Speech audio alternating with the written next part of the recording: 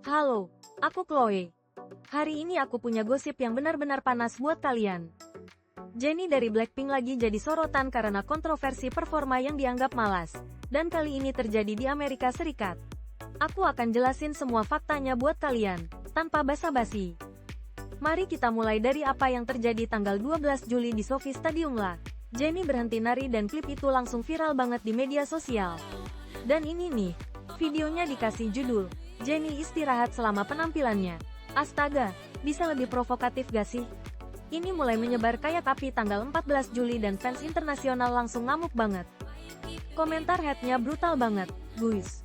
Orang-orang bilang hal kayak, memalukan nyebut diri sendiri idol padahal gak bisa kasih sedikit pun energi di panggung. Dan, beneran bikin khawatir gimana dia yang gak berbakat dan males masih tetap populer. Tapi ini bukan pertama kalinya terjadi. Dulu tahun 2022 waktu show Dallas, ada drama serupa soal komentarnya tentang HP. Dan sepanjang tur Born Pink tahun 2022 sampai tahun 2023, orang-orang terus nunjukin perbedaan energi penampilannya antar region. Spesifiknya, kritikus bilang dia punya banyak energi di negara-negara barat tapi kayaknya cuek aja waktu show Asia. Jadi apa sih kritik utamanya? Fans bayar ratusan dolar buat tiket dan merasa gak dapet yang sesuai sama uang mereka. Ada pola yang terus berulang tanpa perbaikan nyata. Kalau dibanding sama profesionalisme idol lain, beberapa orang ngerasa ada gap. Terus ada juga masalah perbedaan performa regional ini. Sekarang, gimana respons fansnya? Mereka bela-belain banget. Hashtag Apologize to Jennie sampai lebih dari 103.000 tweet. Fans bilang kayak, 1 detik benerin in-ear monitor buat nyanyi live malah dipelintir jadi kemalasan. Itu masalah sebenarnya. Dan, ini klip 30 detik yang diedit dengan jahat dari konser 2 jam. Dan ini bagian yang beneran shocking. Terungkap bahwa tahun 2020, Jennie nyembunyiin cedera pergelangan kaki dan tampil sambil minum obat penghilang rasa sakit. Waktu revelasi ini keluar, orang-orang mulai mengevaluasi ulang semua kontroversi masa lalu.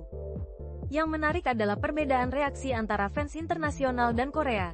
Fans internasional cenderung lebih pengertian soal kesulitan teknis. Sementara fans Korea punya standar yang lebih ketat kayak, kalau kamu gak siap tampil secara profesional, kamu gak seharusnya naik panggung. Tahun ini di podcast Dua Lipa, Jennie langsung ngaku bahwa pakai heels mempengaruhi penampilannya karena kakinya sakit. Tapi masalahnya, dia member paling pendek di grup, jadi pada dasarnya dia gak punya pilihan selain pakai heels. Beneran serba salah kan?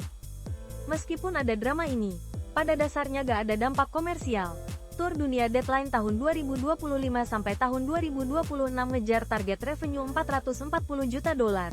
Dan venue kayak Wembley Stadium sama Stade de France sold out begitu cepat sampai mereka nambahin show ekstra.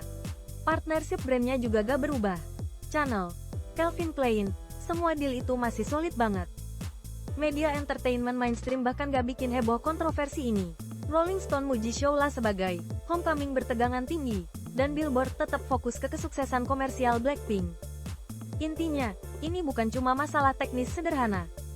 Ini campuran kompleks dari keterbatasan fisik kronis, batasan kostum dan sepatu, pertimbangan budaya, dan masalah teknis beneran yang semua jadi satu.